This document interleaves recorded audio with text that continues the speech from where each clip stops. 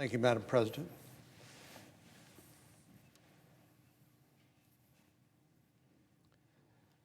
Madam President, last year our friends across the aisle painted a picture of doom and gloom of what governing with a Republican Senate majority might look like.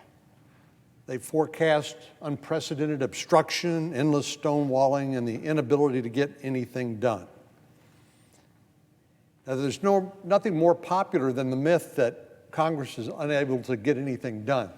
It's pretty popular. The press uncritically reports it, even when it's demonstrably false. But it's safe to say the vision painted by our Democratic colleagues of doom and gloom with a Republican Senate minority, of unprecedented obstruction, endless stonewalling, and inability to get things done, well, that hadn't come to pass. Actually, I feel like I'm doing a Washington Post fact check, but over the past few months, Republicans and Democrats have actually worked together to make progress on a number of issues. One, I'm sure the Biden administration would confirm that we've been able to confirm a number of nominees for high-ranking positions in the federal government with broad bipartisan support. We extended the popular Paycheck Protection Program that was part of the CARES Act, which was the major COVID-19 relief bill that passed overwhelmingly last year on a bipartisan basis. We did that because we all recognize the importance of small businesses continuing to take advantage of this lifeline until they could safely reopen.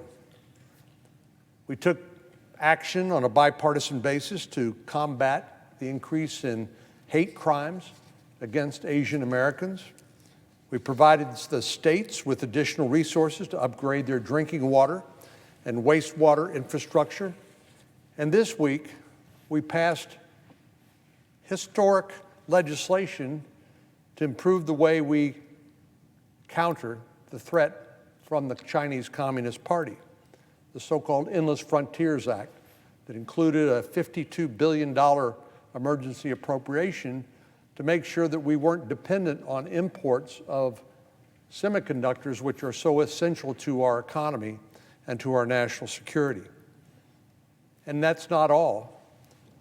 The Environment and Public Works Committee advanced a bipartisan surface transportation bill. That's actually the second time, first under Republican leadership, now under a Democratic leadership, that the Environment and Public Works Committee has advanced a bipartisan, unanimously supported surface transportation bill. The Judiciary Committee that I serve on unanimously has approved 3 bills to support our men and women in blue, and 2 committees, the Rules Committee and the Homeland Security and Governmental Affairs Committee, just released a bipartisan report, 127 pages long, if I'm not mistaken, on the events surrounding January the 6th. You'd be hard-pressed to count the number of bipartisan bills that have actually been introduced in the last few months, just in 6 months of the Biden administration. Legislation to bring down prescription drug prices, enhance cybersecurity, which is an increasingly scary and frightening issue, especially with the Colonial pipelines, the JBS hack, the solar winds hacked by the Russians. We also know need to improve our electric grid infrastructure, which we have bills doing that. And then we also have even a bipartisan bill to address the humanitarian crisis on the southern border, bipartisan, bicameral. These are some of the bills that I've introduced. And when you add to it the work being done by other members of the Senate, you have a long list of opportunities for us to work together on behalf of the American people. I believe this is the type of results and consensus that the American people had hoped for after the last election. Because the truth is, neither party got a mandate after the last election. I know President Biden won the election, but we have a 50-50 Senate, and Speaker Pelosi has a very slim majority in the House. And we had a president who I think inspired all of us when he started to talk about healing the separations in our nation and appealing to a promise of unity. I can tell you one thing, that 2020 wasn't a mandate to pass a radical agenda. It was a call for us to work together. I don't know any other way you can interpret a 50-50 Senate. And I believe there is no better time for us to get work done on behalf of our constituents in the Senate.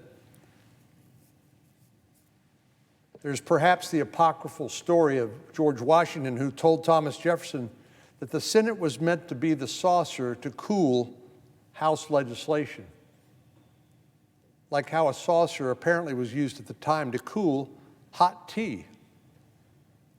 And there certainly is a lot of hot tea in the House these days, and the filibuster, I believe, and the 60-vote requirement to cut off debate is core to the Senate's ability to perform its constitutional function, to cool off the debate and to talk about the greater good, and to force us to do something that maybe we don't do naturally, which is force us to work together.